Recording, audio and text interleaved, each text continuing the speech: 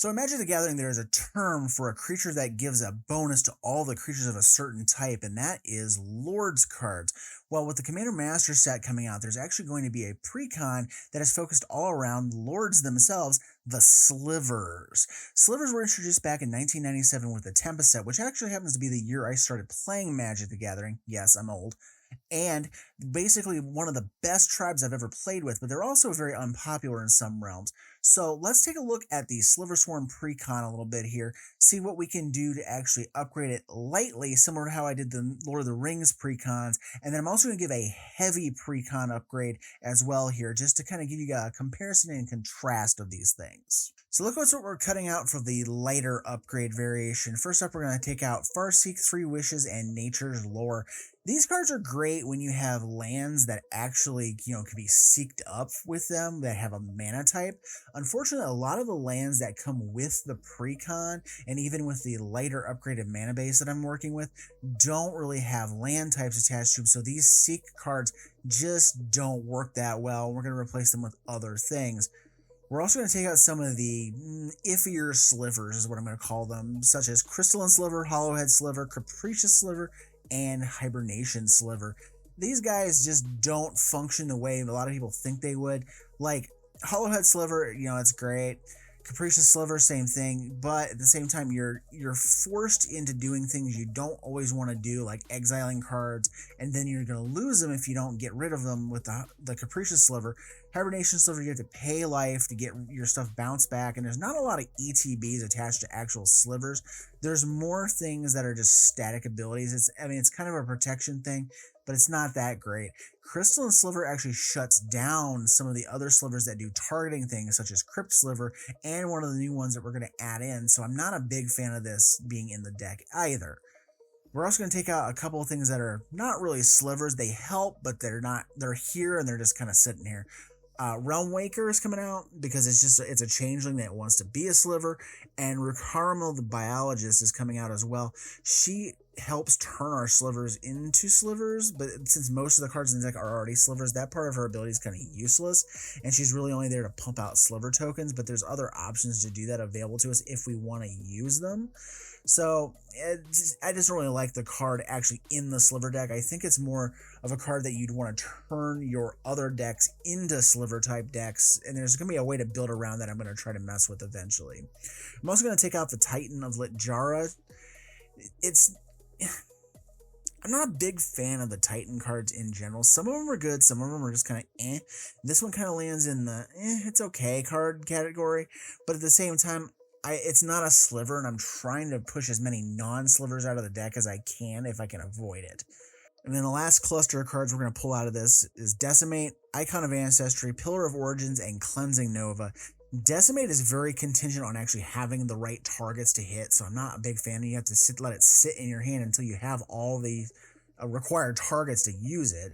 Icon of Ancestry is just basically a sliver that's not a sliver. It just gives it a +1/+1 to all your slivers, and I'm not a huge fan there. Pillar of Origins only works to cast creature spells. Not a great thing to use in the deck. Cleansing Nova is, it's an okay board wipe, but we have other options because white is actually kind of our least color in the deck, so I want to use something else other than that to have access to a board wipe. So now what I'm recommending for the light upgrade part of the deck, since we're taking out a lot of the seeking cards and whatnot, we're going to replace a few things with like Harrow and Rampant Growth, because we do have more basic lands in this variation than what the base of the Precon has in it, so we can search up some of those things. We are also going to do some color fixing of our lands with things like Chromatic Lantern, Dryad of the Elysian Grove, and Wrenn and Realmbreaker.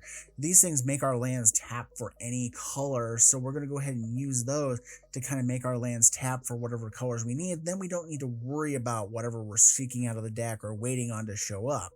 Then we're going to fix our slivers. We're going to add some slivers in that aren't included in the precon that probably should have been, or at least had some kind of representation.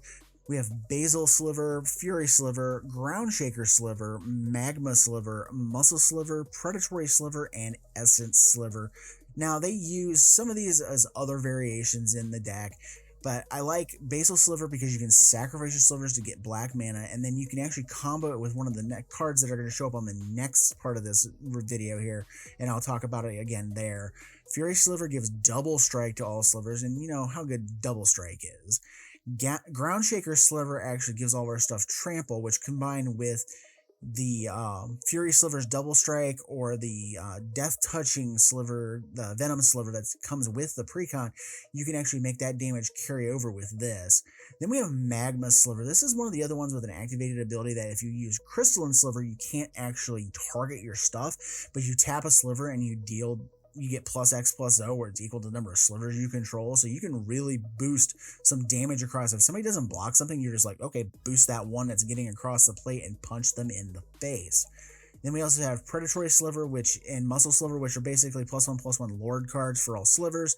That for whatever reason they just put the Sinew Sliver in there and didn't put the brothers of that in there. We also have Essence Sliver.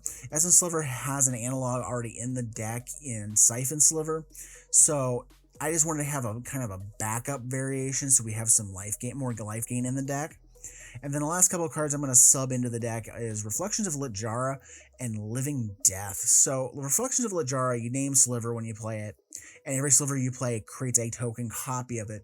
And even with anything that might be legendary, the Sliver Grave Mother as the commander prevents it from dying. And then Living Death, I'm using this as a pseudo board sweep / resurrection thing for some of our stuff that died. And like I said before, you can combine this with the Basil Sliver. And what you can do is you can sacrifice all your slivers with the Basil Sliver and then launch your Living Death. All of your slivers are going to come back, and then whatever your opponent had on the board is going to go away, and then they'll only get back what might have died prior to that sweep out. And now for the really hard part of this, the land base for this thing. This is for the budget conscious, so I want to make it work without dropping hundreds more on top of the cost of the Precon. So we're going to add things like pathways. We're going to add things like pain lands. We're going to add a few choice, things that are going to help us fix our land colors. Things like Ancient Ziggurat, which lets us it taps for any color for creatures, and most of the stuff in the deck is creatures anyways. Cascading Cataract, you can pay 5 and tap it to add one of any color combination to your mana pool up to 5 mana. You can use Crystal Quarry, which you can pay 5 and add Wooburg to your mana pool. The World Tree, which also lets after 6 lands are on the board, it allows us to tap our lands for any color. So we have some options here to help us fix the mana, and you can see the full list of lands I'm using in this deck in the deck list below. So what does this run us right now? Well, right now, as of this recording, the Precon sells for around $108 to $110 on TCG Player for the low end. So with the cards also low end here, for the main deck cards I added in, it's $48.17. For the land change out, it's $25.43. And it's going to give us $73.60 worth of additional stuff. So if you add the cost of the Precon at $110 to that $73.60, for $183.60, you can have the Sliver Precon with a much better mana base folded into it and the upgraded slivers. But let's say you're going for the best of the best stuff going on here. Well, let's take a look at an optimized variation of this stuff using the better cards that I did not include here, where cost is a little less of an object, and we're going to try to make this really hum. So we're going to use a lot of the parts from the lightly upgraded version I just did, and we're going to, all the new slivers we added are going to stay here, but we're also going to do some subbing of some other stuff as well.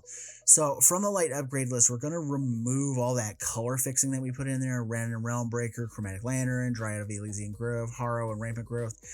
The optimized land base is going to fix a lot of these issues for us, and we have better options available because of it.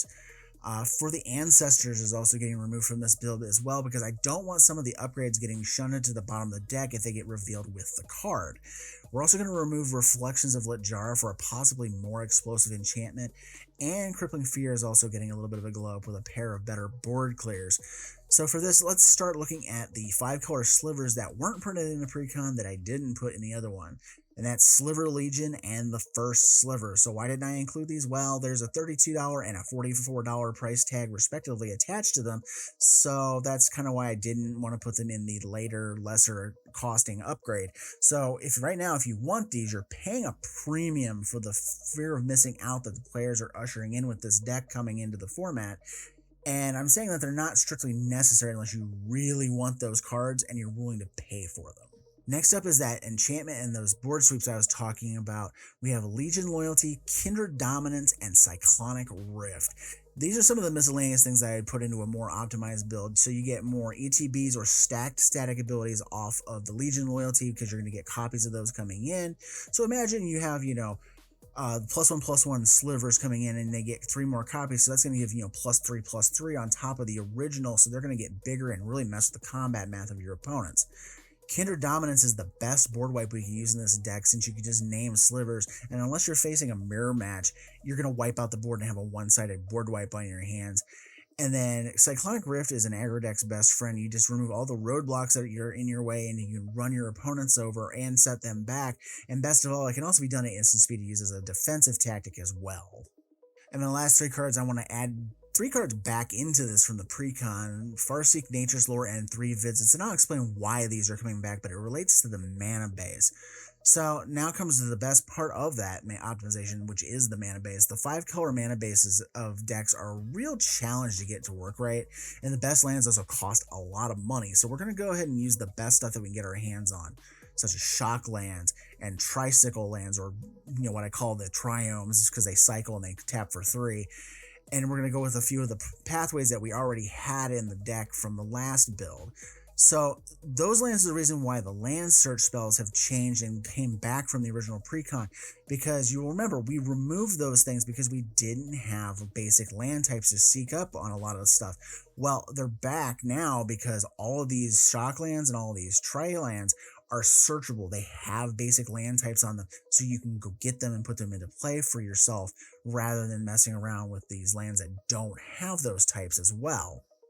So for the heavy upgrade, the cost of what's not in the Precon, the main deck is $134.81 and the land base is $306.74 for a total of $441.55 before the cost of the Precon. If you buy the Precon at the current price of $110, add that in, it's $551.55 to do a higher upgrade variation. So that's what I have for you guys today, is a lighter upgrade version and a heavier upgrade version of the Sliver Precon. What do you guys think? Is there something I should have tried differently? Do you think I have something I should have put in there that's not there? Do you think I'm running something I shouldn't be messing around with? I want to know what you think in the comments below. And as always, I hope you get a lot of good use out of this guide and have a great day. We'll see you in the next video.